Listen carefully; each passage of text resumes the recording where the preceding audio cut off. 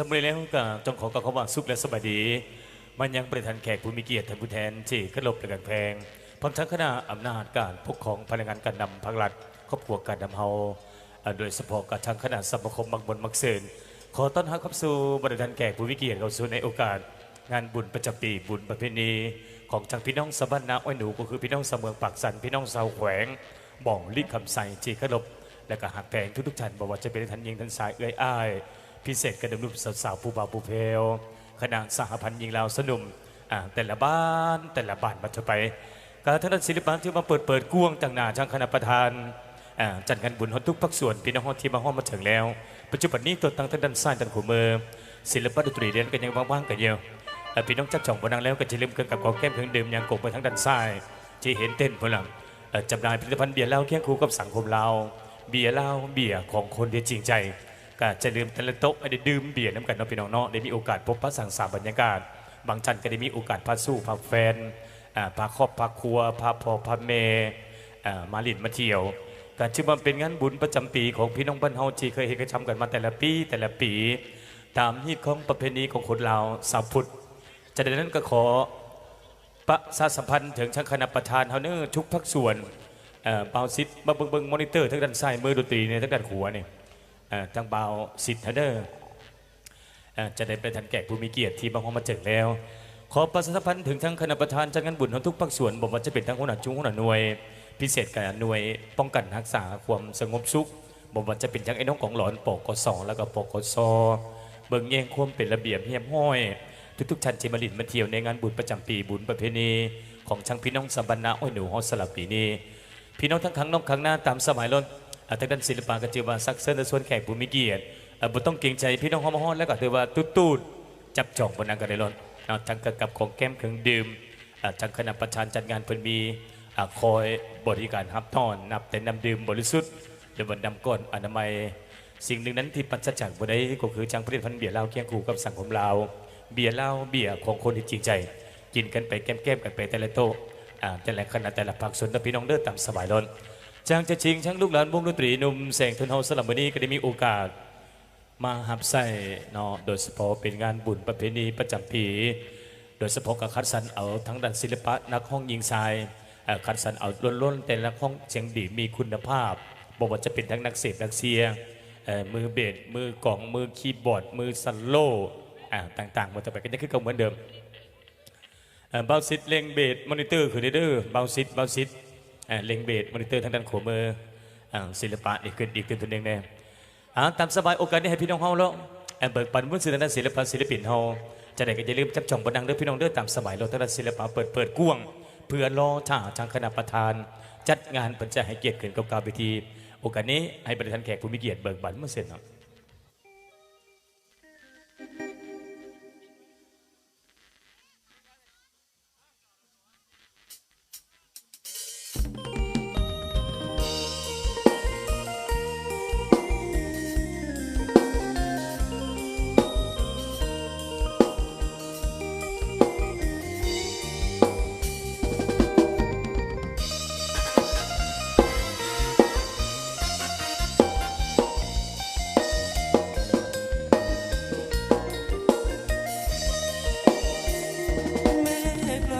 ใจ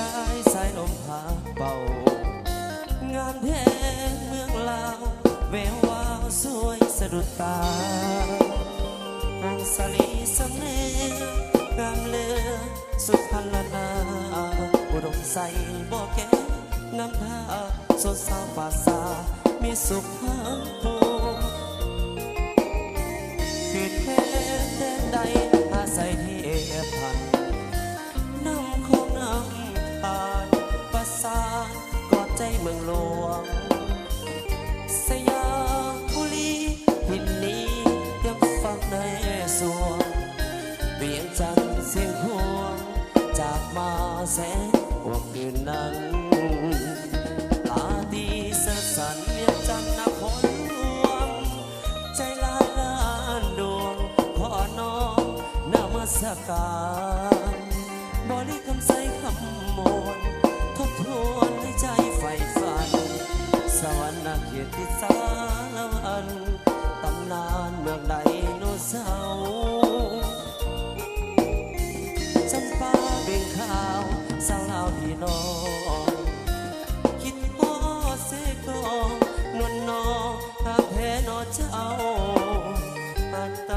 อยากเอ่ย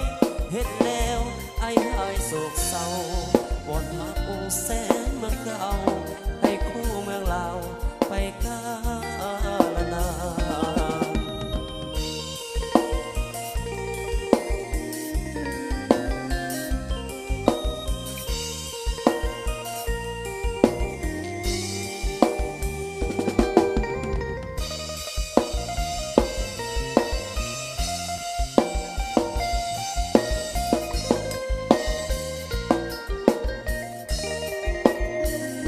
อาดีสั้นๆเรียกจันทร์นครหลวงใจลายล้านดวงขอน้อมนมัสการบริกรรมใส่คำมวลทบทวนในใจใฝ่ฝันสวรรค์เขตติดสารวันตำนานเมืองไดโนเสาร์จำปาเบ่งขาวสาวลาวพี่น้องคิดพอเสกองนวลน้องกางแห่นอเจ้าอัตตะเปออยากเอ่ยเห็นแล้วไอ้หายโศกเศร้าวอนหาองค์แสนเมืองเก่าไปคู่เมืองลาวไปกาลนาน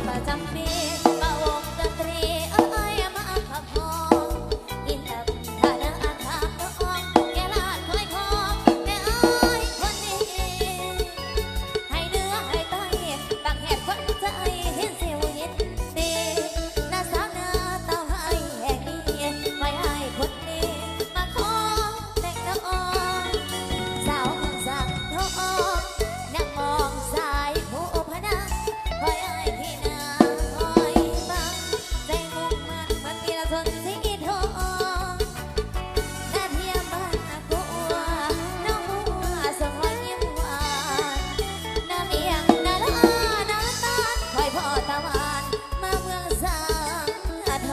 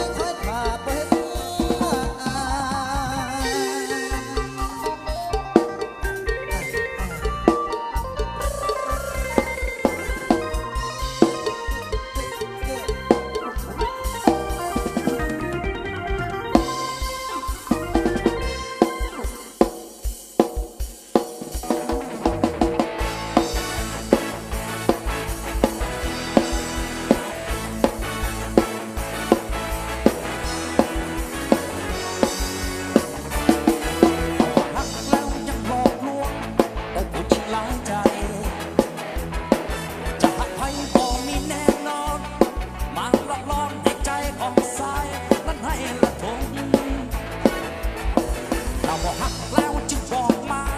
เฮ้ยว่าจะเสียทีอย่ามาลวงไม่เห็นกับตาเดี๋ยวจะพาก็ทำให้ซ้ำในดวงใจถ้าก็บอกอย่ามาหลอกลวงอ้ายเลยโลกนี้ผู้หญิงแสนดีมีคงไปบ่ได้แค่บ่ได้แค่บ่ได้แค่บ่ได้แค่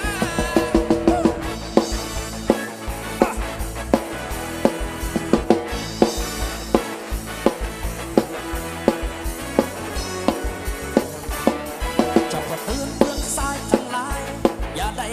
ขาดลมยิงอย่าเอาจริงผู้ยิงปากหวาน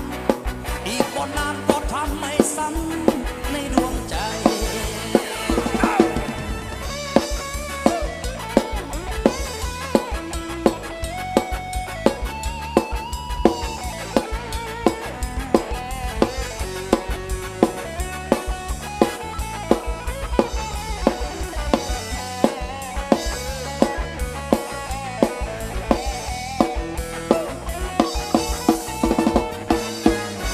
ถ้าก็บอกอย่ามาหลอกลวงอ้ายเลยในโลกนี้ผู้หญิงแสนดีมีคงไปบ่ได้แค่บ่ได้แค่บ่ได้แค่บ่ได้แค่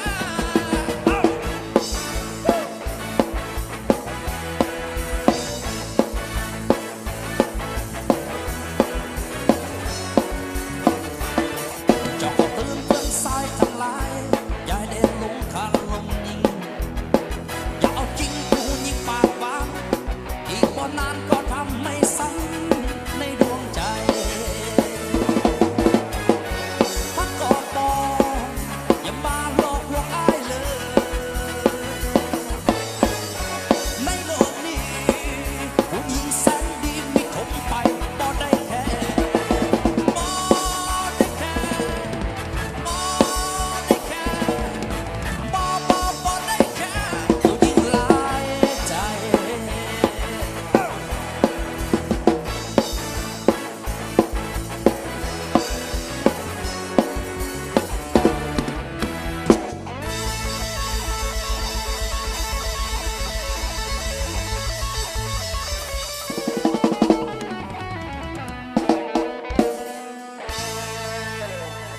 บนในแคมป์บริษัททักกระเทยและใจมุนๆกันไปเนาะ1 2 3 4เพลงตั้งแต่ศิลปะ